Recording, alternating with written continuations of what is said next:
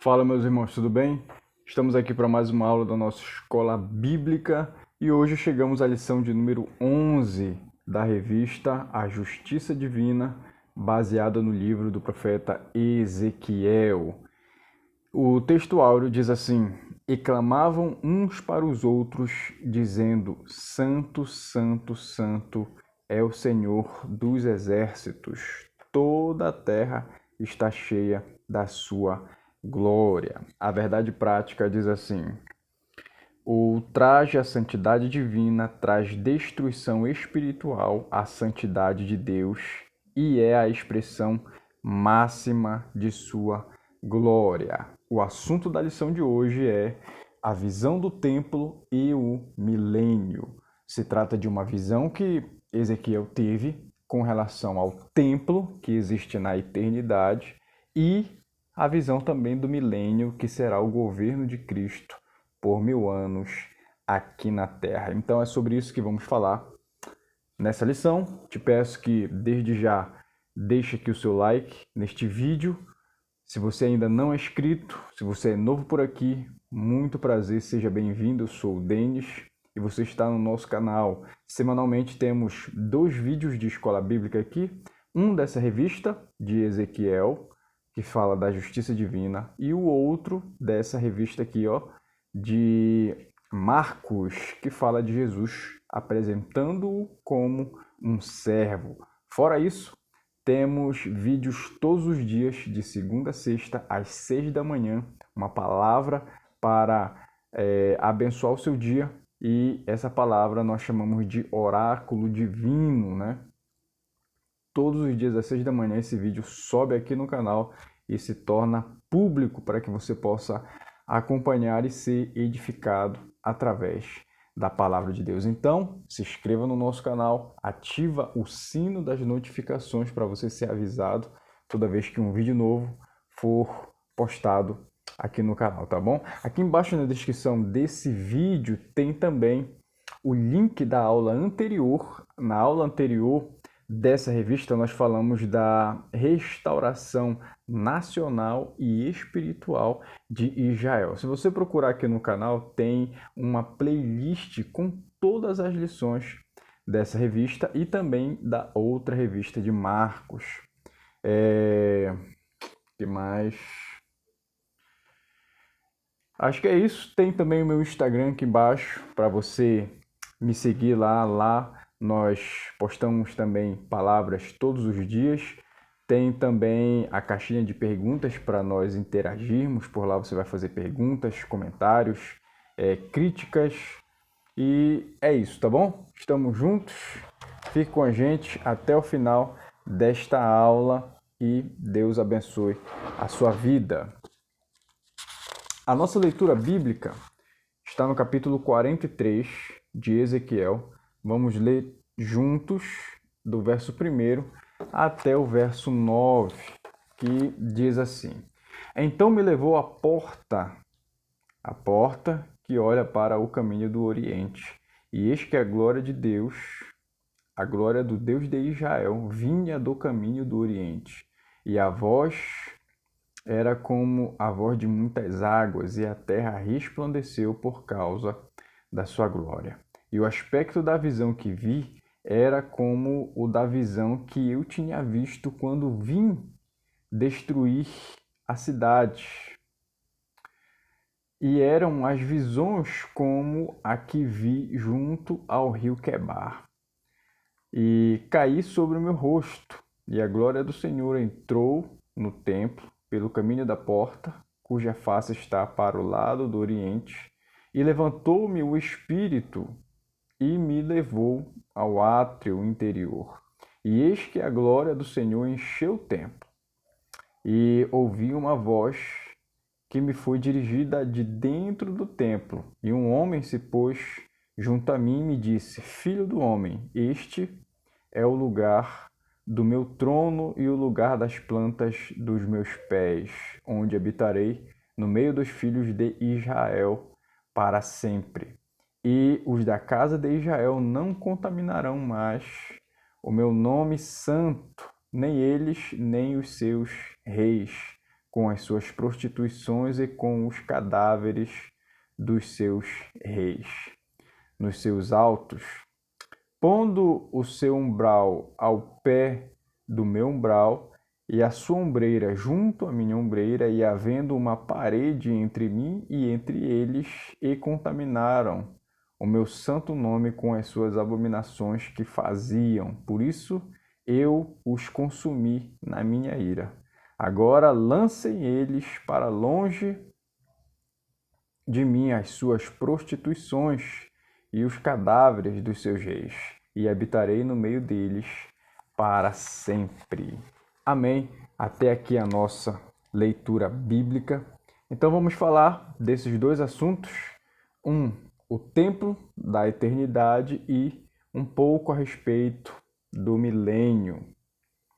A nossa introdução diz assim, depois das visões dos diversos discursos contra o templo e contra a cidade em Jerusalém, Ezequiel ele traz os oráculos divinos, e as ameaças e castigos são substituídos por heranças e bênçãos futuras. Estudamos na lição passada a restauração espiritual de Israel, que o profeta anunciou para um futuro distante. Veremos a partir de agora o epílogo da revelação de Ezequiel. É longo e ocupa os capítulos 40 até o 48, mas o registro da glória, da volta da glória de Deus aparece depois da descrição do templo, sendo parte das promessas divinas de restauração.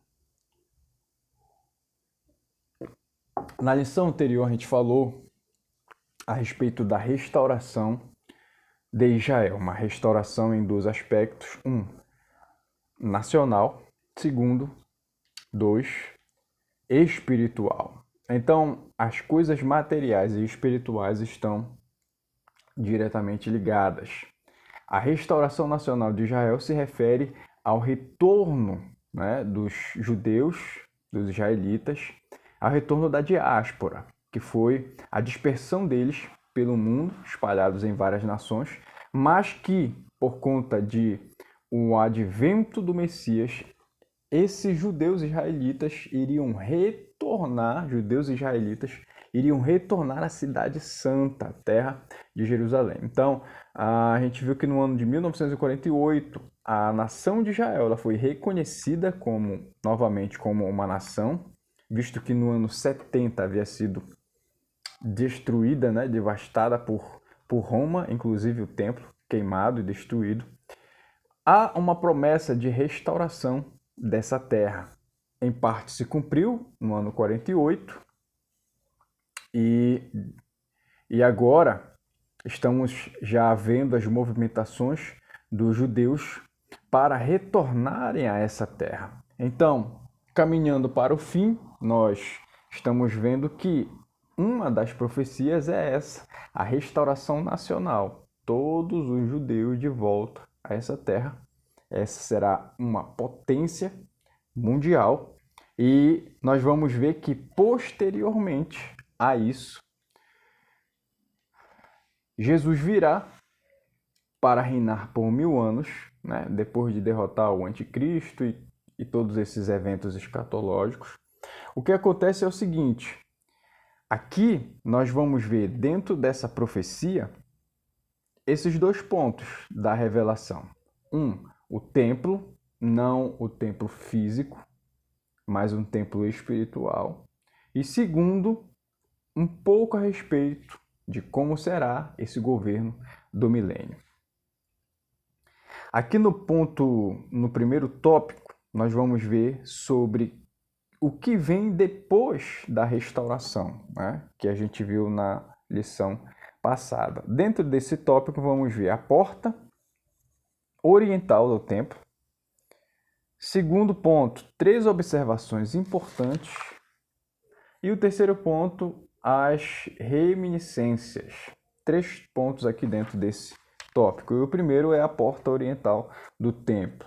Os capítulos 40 a 42 descrevem o complexo do templo com as suas áreas, espaços e dimensões.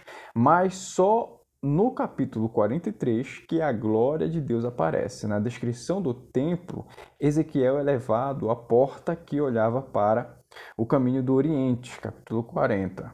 Quando se refere ao retorno da glória, o profeta volta a falar dessa mesma porta. A intenção do Espírito Santo é fazer o destinatário original desses oráculos lembrar que quando a glória de Deus se afastou da casa de Deus, foi em direção ao Oriente e que o seu retorno será pelo mesmo caminho.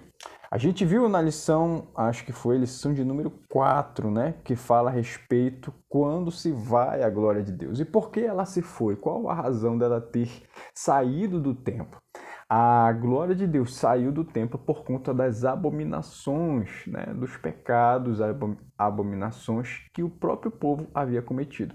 Aqui nessa visão, a glória de Deus volta, visto que agora é um templo novo, é um outro templo, e o povo qual ali adora a Deus é um povo diferente também, não é o mesmo que cometia aquelas abominações. Esse agora se mostra fiel e digno, adora a Deus com fidelidade, portanto, a glória dele, quando as coisas estão em ordem, ela retorna. Segundo ponto aqui são as 3 observações importantes. Observe que a glória de Deus vinha a caminho do Oriente, quando Ezequiel recebeu a incumbência de anunciar a destruição do templo e a queda da cidade de Jerusalém. Ele viu o afastamento da glória de Deus, né, para o Oriente como sinal de sua retirada do meio do povo, como a gente falou, por conta das suas abominações. O profeta tinha visto que isso na revelação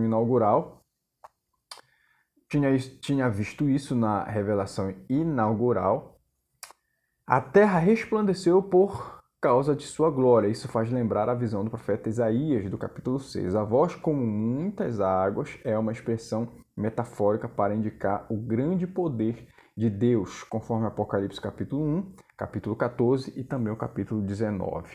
Esse ser da visão do profeta, como semelhança de um homem, é o Messias pré-encarnado. Vimos a sua glória como a glória do unigênito do Pai, cheio de graça e de verdade, conforme João capítulo 1, quando veio ao mundo na plenitude dos tempos, conforme Gálatas capítulo 4. Então aqui nós temos uma ideia de que a glória de Deus retorna pelo caminho que havia ido.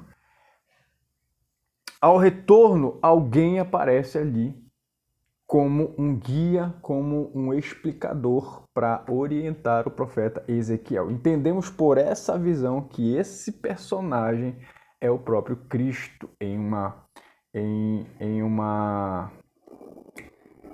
aparição, em um corpo glorificado, conforme Apocalipse capítulo 1. Então, esse é o sentido desta visão. Ezequiel havia visto em uma primeira visão a glória saindo e agora nessa ele vê a glória retornando. Terceiro ponto aqui são as reminiscências. Diz assim: a comunicação profética e a estrutura dos discursos continuam na mesma forma da atividade profética de antes, ou seja, o profeta é levado em espírito. Ezequiel compara essa visão com a de sua primeira experiência como profeta, que é a do capítulo 1. Estudamos na lição 4 que a glória de Deus se retirou do templo de Jerusalém como sinal da retirada de sua presença do meio do povo.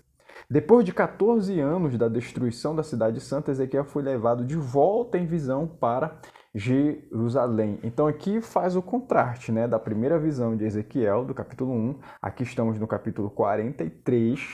E esta grande visão ela abrange do capítulo 40 até o capítulo 48. E, obviamente, logo Ezequiel faz um contraste entre as duas visões. A primeira do capítulo 1 e agora essa do capítulo 43. A glória sai, é retirada, simbolizando a presença de Deus, deixando o seu povo por conta das decisões erradas que o próprio povo havia tomado, cometendo abominações. Agora nós estamos vendo uma outra visão em que a glória de Deus ela retorna a este lugar por conta de um povo que agora o serve de forma aceitável, né? Poderemos dizer assim. Segundo tópico da nossa lição é o templo do milênio. O templo do milênio. E vamos ver aqui quatro pontos. Primeiro ponto, um templo diferente. Segundo ponto, uma dispensação diferente. Terceiro ponto, um ritual diferente. E o quarto ponto, como explicar os sacrifícios no milênio. Vamos tentar decifrar aqui essas coisas. Primeiro ponto, um templo diferente. Que templo é esse? Não aparecem nele peças e utensílios próprios do tabernáculo e do templo de Salomão. Podemos enumerar alguns como a Arca da Aliança, o altar de ouro do incenso, o candelabro ou castiçal e a mesa dos pães da proposição. Comparado com o que se conhece da casa de Deus em Jerusalém e do tabernáculo, pode-se dizer que é um templo atípico, ou seja, diferente, visto que o tabernáculo e o templo, com toda a sua estrutura e funcionamento de rituais, peças e sacerdotes, apontavam para Cristo. E tudo isso se cumpriu nele. Por essa razão, não haverá necessidade de rituais no milênio. Aqui a gente vai ver um certo ponto de contradição. Não é contradição porque não compreendemos todas as coisas, mas parece que é uma contradição. Aqui nesse ponto, nós vemos que é um templo diferente por não haver esses utensílios típicos do primeiro templo. Entendemos também que tudo isso já não é mais necessário porque se cumpriu em Cristo. Então, aqueles utensílios e rituais que havia antes apontavam para Cristo. Uma vez cumprido tudo isso em Cristo, já se faz desnecessário que tenha tudo isso de volta no templo. Essa é a explicação desse templo ser diferente. Segundo ponto aqui é uma dispensação diferente. O último bloco do livro de Ezequiel, nos capítulos 40 ao 48, foca no novo templo e na nova forma de adoração a Deus.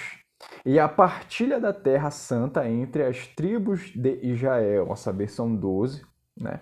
Tudo isso aponta para o milênio, o reinado de Cristo por 1000 anos, conforme Apocalipse capítulo 20, e anunciado pelos profetas Ezequiel 37, Isaías 2 e também 11. Há muitas interpretações sobre o templo de Ezequiel e é extremamente difícil separar o literal do simbólico. Sabemos que esse é o templo do milênio, mas como Jesus já foi sacrificado por nós, seria necessário sacrifícios de animais? O incenso representa as orações dos santos, conforme Salmo 141 e Apocalipse 8. O castiçal tipificava Cristo como a luz do mundo, mas também conforme Apocalipse capítulo 2 e capítulo 1, ele simboliza também as igrejas, né? Então, a era messiânica será marcada pela presença real e literal de Cristo, conforme Apocalipse capítulo 20. Então, são algumas lacunas que ficam abertas, não temos explicações para tudo isso. E, assim, as coisas que Deus revela é para o nosso entendimento, e as coisas que Ele não revela são dele, conforme a própria palavra de Deus diz. Então, algumas coisas nós entendemos, outras não. Aqui mostra que é uma dispensação diferente, né? É o que os dispensacionalistas compreendem. Então, podemos olhar por essa perspectiva. Não vamos entender tudo, mas nós conseguimos compreender que é um templo que existe. O Messias está aqui para ser adorado, e nós estamos vivendo um novo modelo de adoração. Terceiro ponto aqui é um ritual diferente. Sem a Arca da Aliança, naqueles dias, diz o Senhor, nunca mais se dirá a arca do concerto do Senhor, nem lhes virá ao coração, nem dela se lembrarão, nem a visitarão. Isso não se fará mais. Jeremias 3. Ela não aparece no templo de Ezequiel e nem mesmo no templo de Zorobabel. Ela aparece pela última vez na Bíblia no reinado de Josias, 2 Crônicas 35. Depois disso, a arca desapareceu completamente da história. Um outro aspecto aqui é que a Arca da Aliança já não está nesse templo. Como vimos, nem no último templo estava, e a última vez que ela foi mencionada é em 2 Crônicas 35. A Arca da Aliança sumiu, ninguém sabe onde ela está. Tudo o que se fala a respeito dela é especulação, ao certo, ninguém tem certeza de nada, mas o que sabemos é que nesse templo aqui do milênio não existe a Arca da Aliança. Então, o que seria a Arca da Aliança? Nós sabemos que ela representa a presença de Deus. Se o próprio Deus está ali, não precisa ter a Arca da Aliança, né? Não é necessário. Quarto ponto aqui é como explicar os sacrifícios no milênio. Aí é um ponto da aparente contradição que eu havia mencionado.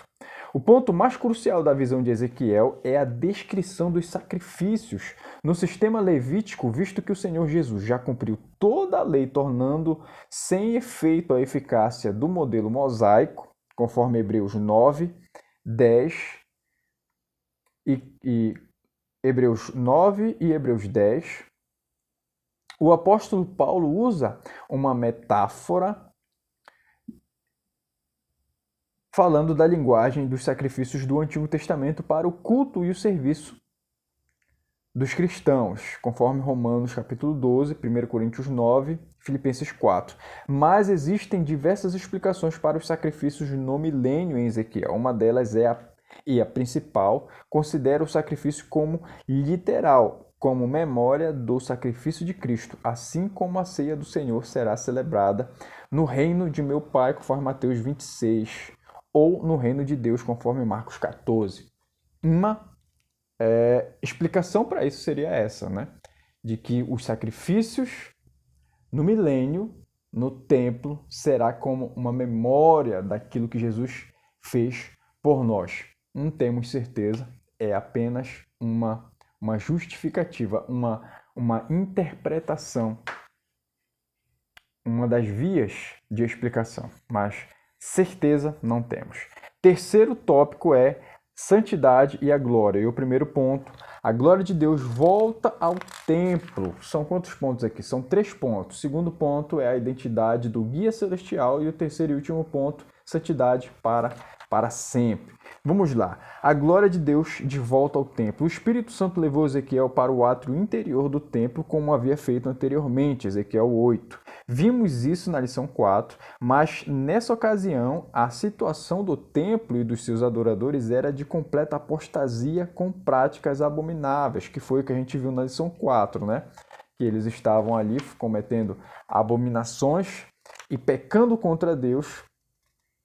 Por isso a glória de Deus saiu daquele lugar. Agora é um aspecto, uma perspectiva diferente, é um outro cenário e a glória de Deus retorna, mostrando que a presença de Deus está ali e que as coisas estão acontecendo de acordo com a vontade do Eterno. Segundo ponto aqui é a identidade do guia celestial. Lembra do personagem que falamos, que apareceu ao lado de Ezequiel? Na sua visão, Ezequiel viu no interior do templo um personagem, diz o profeta, um homem se pôs junto a mim, verso 6. Pelas características, tudo indica se tratar do anjo do Senhor, que é o próprio Deus, pois ele fala em primeira pessoa. Este é o lugar do meu trono, o lugar das plantas dos meus pés, onde habitarei no meio dos filhos de Israel para todo sempre. E os da casa de Israel não contaminarão mais o meu nome santo, como na revelação de Moisés no Sinai, a manifestação do anjo do Senhor. Biblicamente, essa expressão anjo do Senhor é apenas mais um dos nomes, mais um dos nomes que se refere ao próprio Deus, né? Nesse aspecto aqui, imaginamos ser o Cristo. Então, essa é a explicação desse ponto. Terceiro ponto, santidade para sempre. Assim como a idolatria foi erradicada definitivamente do meio do povo de Israel durante o exílio na Babilônia, do mesmo modo, todas as abominações e prostituição desaparecerão do meio do povo. Será o lugar do trono de Deus e da planta dos seus pés. A santidade de Jeová ou de Javé, é um dos seus atributos mais solenizados nas Escrituras, conforme 1 Samuel capítulo 2. E no milênio nunca mais entrará coisa impura na cidade santa, conforme Isaías 52. Isso porque esta é a lei da casa. Sobre o cume do monte, todo o seu contorno em redor será santíssimo. Eis que esta é a lei da casa. Ezequiel capítulo 43. Então a ordem é santidade. Todo esse cenário é um cenário envolvido na santidade. Por isso a glória de Deus está ali, por isso a presença de Deus se manifesta e por isso as coisas são reveladas aos seus santos, por conta da santidade de Deus habitando e agindo naquele lugar, né? Então, é um cenário diferente do que já vimos antes. É um cenário de governo do próprio Messias, pois ali está o trono aonde o Messias está e os seus pés estão plantados ali, é o lugar dele. A conclusão diz assim: o chamado de Ezequiel para o ministério dos profetas aconteceu pela visão da glória de Deus. É assim que o livro começa, cuja visão ocupa todo o capítulo 1. Outra vez ele foi levado em visão para Jerusalém, quando testemunhou as abominações no interior do templo, razão pela qual a casa de Deus foi destruída. O retorno da glória de Deus acontece depois da restauração espiritual de Israel e no novo templo que Deus mostrou a Ezequiel em visão. Então a gente, fazendo um resumão aqui, né, a gente vê o povo pecando, cometendo seus pecados e abominações, a glória de Deus saindo, depois acontece a restauração nacional e espiritual do povo. Se tratando dessa visão, ainda não se cumpriu tudo, é uma profecia que está se cumprindo gradativamente. Após esse cumprimento da restauração, nós vamos ver um novo templo, que será o milênio, dentro do governo de Cristo, por 1000 anos. E nesse novo templo, a glória de Deus retorna e a presença de Deus passa então a habitar em meio do seu povo. Ali a santidade impera e todos passam a servir a Deus conforme a vontade de Deus. Ezequiel foi um homem, um profeta, né, privilegiado por ver tudo isso. E nós também somos privilegiados por ter tudo isso documentado dentro de um livro na Bíblia Sagrada, onde nós podemos estudar e ter conhecimento das coisas que virão antes delas acontecerem. Que bênção e que privilégio o Senhor nos concede, né? Aqui encerramos a nossa lição de hoje. Peço a você que responda o questionário da lição aqui nos comentários, tá bom? Deixe a resposta aí nos comentários. São 5 questões. A primeira questão diz assim: qual a intenção do Espírito Santo em relação ao retorno da glória de Deus? Segunda pergunta: quais peças e utensílios ausentes do templo de Ezequiel podemos enumerar? Terceira pergunta: o que profetizou Jeremias sobre a Arca da Aliança? Quarta pergunta: o que significa o retorno da glória de Deus? Quinta pergunta: qual é a lei do novo templo? Deixe aqui nos comentários as suas respostas, tá bom? Que eu vou ler todas elas. Muito obrigado por nos acompanhar até aqui. Que Deus te abençoe e até a próxima aula, tá bom? Fica na paz.